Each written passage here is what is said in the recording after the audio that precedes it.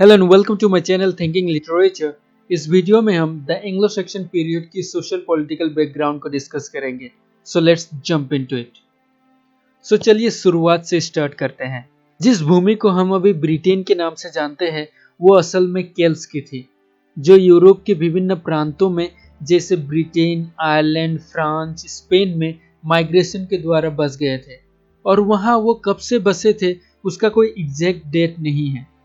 और उस समय केल्ट्स पर रोमन्स बार बार आक्रमण करते थे, क्योंकि रोम उस समय एक डोमिनेंट एम्पायर थी और उनके पास एक फोर्सफुल मिलिट्री फोर्स भी थी।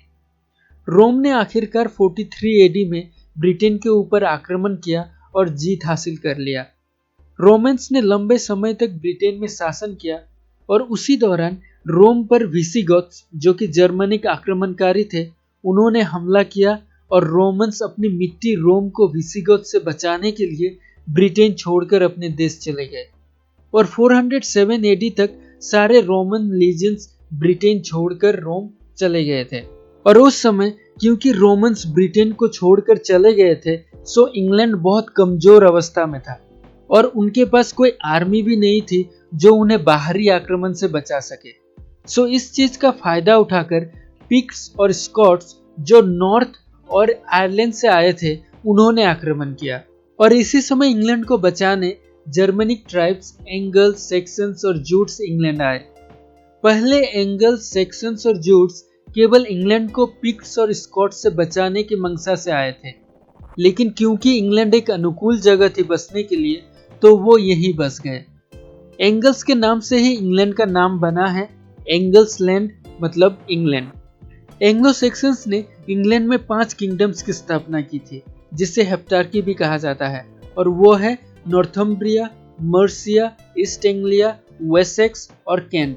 आप इस इमेज में भी देख सकते हैं। अगर हम लैंग्वेज की बात करें तो उस समय 4 डायलेक्ट्स थे। नॉर्थम्ब्रिया, जिस लैंग्वेज में सबसे पहले ओरल लिटरेचर का प्रोड्यूस किया गया था, उसके बाद मर्सियन, कैंटिस और वेस्ट सेक्सन। बाद में वेस्ट सेक्सन बाकी डायलेक्ट्स के तुलना में पॉपुलर हुआ था, क्योंकि वेसेक्स पॉलिटिकली पावरफुल किंगडम था और किंग अल्फ्रेड भी वेस्ट सेक्सन का ही यूज करते थे। किंग अल्फ्रेड द ग्रेट, जो हमने 5 किंगडम्स की बात की थी, उसमें से वेसेक्स के राजा थे। और किंग अल्फ्रेड इंग्लैंड की पॉलिटिकल हिस्ट्री में बहुत महत्वपूर्ण थे, क्योंकि उन्होंने वाइकिंग आक्रमण के खिलाफ ब्रिटिश आर्मी का नेतृत्व किया था। वाइकिंग्स बहुत रूथलेस और हिंसक आक्रमणकारी थे।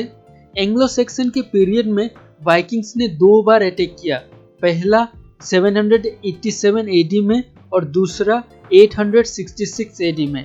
866 एडी में वाइकिंग सेना ईस्ट एंग्लिया में पहुंचकर वेसेक्स के लिए आगे बढ़ रही थी, लेकिन वेसेक्स के राजा किंग अल्फ्रेड ने सभी किंगडम्सों को एकजुट किया और सफलतापूर्वक वाइकिंग्स को निकाल दिया। हालांकि किंग अल्फ्रेड केवल वेसेक्स के राजा थे, लेकिन वो पूरे एंग्लो सेक्सन के राजा की तरह काम करते थे, क्योंकि उनके अलावा और कोई नहीं था जो एंग्लो सेक्सन की सारी किंगडम्सों को एकजुट कर सके। किंग अल्फ्रेड ने ओल्ड इंग्लिश पीरियड में एजुकेशन, आर्ट, लिटरेचर आदि को भी प्रमोट की, और वो खुद भी एक राइटर थे, जो हम डिस्कस करेंगे जब हम एंग्लो सेक्सन लिटरेचर को डिस्कस करेंगे। 876 में ब्रिटेन डेन्स के हाथों में चला गया था। डेन्स जो थे वो डेनमार्क और नॉर्वे से इंग्लैंड में आए थे, और जिन हिस्सों में डेन्स ने कब्जा किया था उसमें उन लोगों ने अपना ही कानून या लॉ चलाते थे, जिसे डेन्स लॉ कहा जाता है। किंग अल्फ्रेड के बाद इंग्लैंड फिर से बहुत कमजोर हो गया था, क्योंकि किंग अल्फ्रेड के बाद ऐसा कोई राजा एंग्लो सेक्सन की तरफ से भी नहीं था और डेनिश की तरफ से भी नहीं था जो सारे किंगडम्सों को एकजुट करने में सक्षम हो सके। क्योंकि डेन्स के शासन में इंग्लैंड कमजोर हो गया था, सो विलियम द कन्क्वेरर ने इसको एक मौके की तरह देखा और यह सोचा कि इंग्लैंड का राजा बना जा सकता है। सो उन्होंने फ्रांस से अपनी सेना केंट में लेके आए, जिसे हेस्टिंग्स भी कहा जाता है, और इंग्लैंड के खिलाफ आक्रमण शुरू कर दिया। और उस समय डेन्स के राजा थे Harold गॉडविनसन।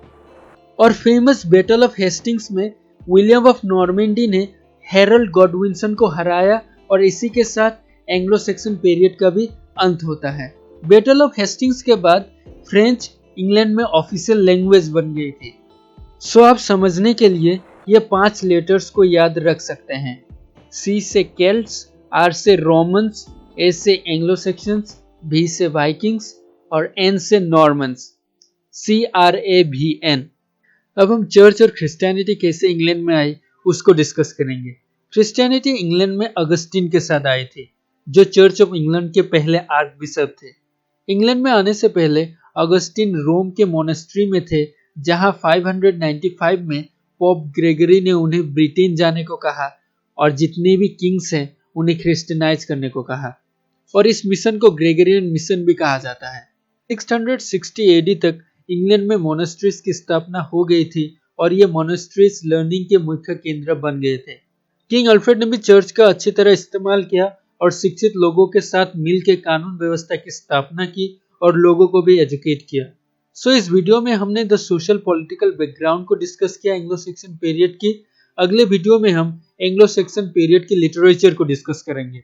We come to the end of this video। अगर आपको वीडियो अच्छा लगा तो लाइक कीजिए, अगर अच्छा नहीं लगा तो डिसलाइक कीजिए और अगर नए हैं तो सब्सक्राइब कीजिए।